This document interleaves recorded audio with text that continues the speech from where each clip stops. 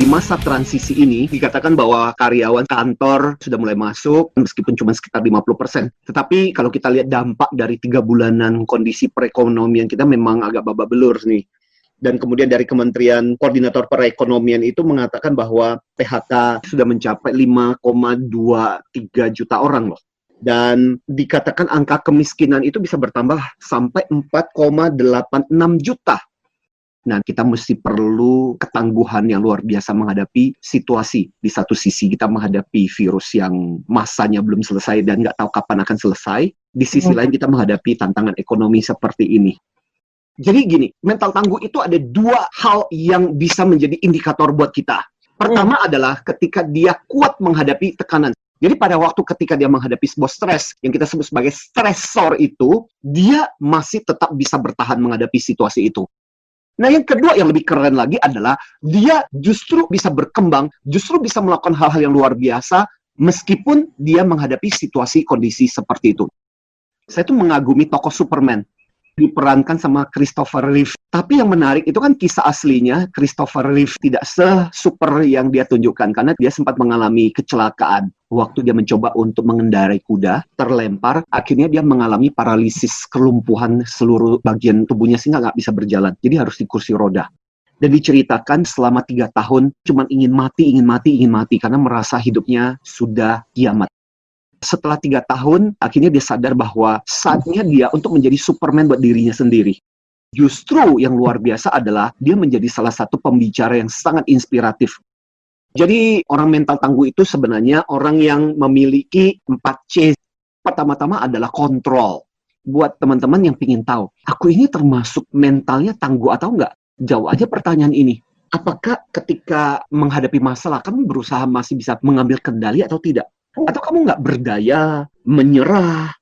Sementara orang panik, bingung, dia berusaha untuk melihat apa yang masih bisa aku kerjakan dalam situasi itu. Ya, kunci yang kedua adalah komitmennya dia. Seberapa gigihnya kamu untuk tetap stay on your plan. Pikirannya itu masih tetap mengarah kepada apa yang mesti dia kerjakan. Dan dia masih gigih bergerak ke sana. Fokus perhatiannya bukan pada masalahnya. Yang berikutnya adalah challenge. Melihat permasalahan itu sebagai tantangan yang mengasyikkan untuk dia jalani. Keempat, confidence. Mereka percaya, mereka yakin bahwa mereka akan bisa melewati itu. Dan keyakinan inilah yang kemudian menular. Daya kepercayaan dirinya itu yang membuat orang mau banyak berurusan dengan dia. Kalau selama ini kan kita menginformasikannya supaya orang tua nggak stres. Bisa nggak sih anak-anaknya dilatih? Harusnya sejak awal-awal memang dilatihkan. Jadi itu penting banget. Karena kita tidak pernah tahu nanti hidupnya bakal seperti apa. Nah, apa saja hal yang simpel sebenarnya bisa kita lakukan. Pertama-tama, kita yang jadi role model buat dia. Kita ajarin anak kita untuk menjadi tangguh kalau kita sendiri berkeluh kesah dan menyerah dalam berbagai situasi. Oke, lanjut. Atau bisa juga kita ceritakan kisah sendiri waktu kita menghadapi masalah dan bagaimana akhirnya kita melewati tantangan itu. Itu bisa jadi inspirasi buat mereka loh. Cerita-cerita dari orang-orang sukses juga bisa jadi bahan inspirasi buat mereka sih. Nah, fokus yang lain sebenarnya adalah jangan menyalahkan. Jadi ketika dia gagal, bermasalah, kadang sebagai orang tua itu kan kita mulai membego-begokan anak kita. Gitu aja nggak bisa. Kok bisa sih kalah sama anak-anak yang kayak begitu? Dan kemudian anak tidak belajar. Supaya mental tough-nya terlatih, fokus pada bagaimana memperbaiki di kemudian hari. Sangat penting juga kita sebagai orang tua tuh melatihkan self-talk yang lebih positif. Self-talk yang sehat lah dalam situasi-situasi ketika dia menghadapi masalah. Lama-kelamaan mereka akan membangun di dalam diri mereka sendiri kemampuan self-talk seperti itu. Sebagai orang tua, kita harus mendorong dia sih. Jadi ketika ada masalah, jangan lari. Kita sebagai orang tua kan kadang banyak tuh orang tua yang ketika anaknya punya masalah, sudah, balik aja, kembali ke mami, sini, mami bantu, sini mami lindungi. Atau misalnya dia punya problem dengan orang lain, dasar kurang ajar, sini, mami akan datangi. Jadi akhirnya tidak menyelesaikan masalah. Lanjut, Pak. Belajar dari dunia atlet, kalimat yang paling bagus, satu kali lagi. Ya. Itu sampai ada satu cerita inspiratif ketika gempa bumi di Jogja. Ada beberapa anak sekolah yang terkurung di sekolah. Jadi atapnya runtuh. Tapi nggak tertimbun mati, ada rongga di situ. Cuman masalahnya di atas tertimbun dengan batu-batu, beton-beton. traktor belum datang. Tapi yang Oke. luar biasa adalah waktu ketika salah satu bapak tahu tentang anaknya seperti itu, si bapak ini kemudian mengangkut satu demi satu. Akhirnya singkat cerita sih anaknya selamat.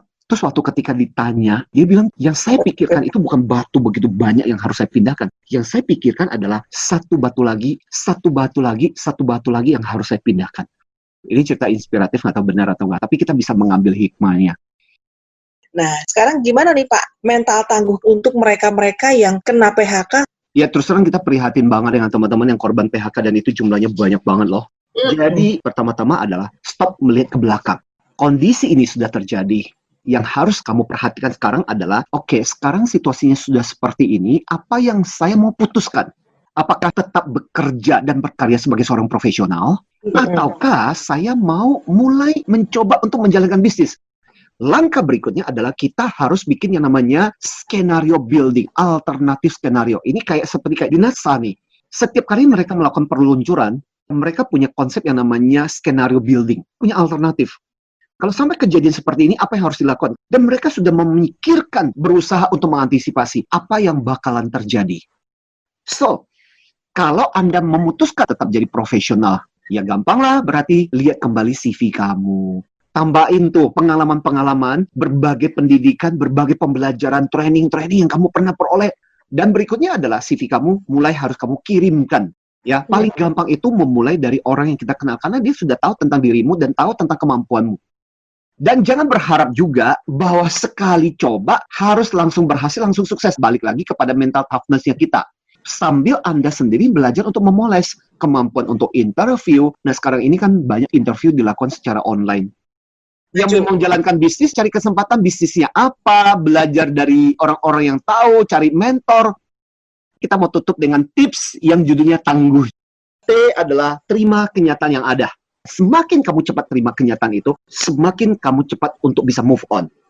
Kemudian, akui saja, kalau kita memang membutuhkan support, dukungan tidak harus selalu bentuk finansial, tapi juga bisa berupa saran, masukan. Kemudian, niatkan diri kita untuk tidak melakukan hal-hal yang bodoh. Ada yang sampai melakukan hal-hal yang kriminal dong. Atau misalnya lebih bodoh lagi, sampai mau bunuh diri. Berikutnya G, gunakan fokus pada kemajuan, bukan keberhasilan. Kalau keberhasil, kita harus sukses berhasil, dan itu tambah stres. Tapi kalau kemajuan, kita bisa menilai, kemarin aku nggak tahu tentang apa, tapi sekarang hari ini aku jadi tahu loh. G berikutnya, gunakan best self-nya kita untuk menasihati. Jadi gini, secara teori psikologi, diri kita itu punya bagian-bagian yang berbeda. Jadi sebenarnya dalam diri kita, ada diri kita yang paling optimal, yang paling bijaksana, yang sebenarnya bisa menasihati diri kita sendiri. Itu yang kita sebut best self, diri kita yang terbaik. Dengan demikian kita bisa menjadi mentor, coach buat diri kita sendiri. Berikutnya, usahakan fokus pada perasaan yang menyenangkan. Pada saat ketika kamu menghadapi tantangan, bukan kesulitannya, tapi wah ini mengasyikkan nih. Seperti menyelesaikan puzzle, teka-teki yang gue belum tahu, tapi kayaknya dengan usaha kayaknya bisa selesai deh. Mencoba untuk membayangkan rasa senang, rasa bahagia yang lebih besar daripada effort usaha saya. Hasilmu besok ditentukan hari ini. Di ujung pandemi ini, kita mau keluar dengan perasaan happy karena kita belajar sesuatu, karena ada hal-hal besar luar biasa yang berhasil kita lakukan, ataukah kita mau keluar dengan perasaan makin cemas. Itu ditentukan dengan apa yang kita kerjakan, apa yang kita lakukan, dan apa yang kita pelajari hari ini.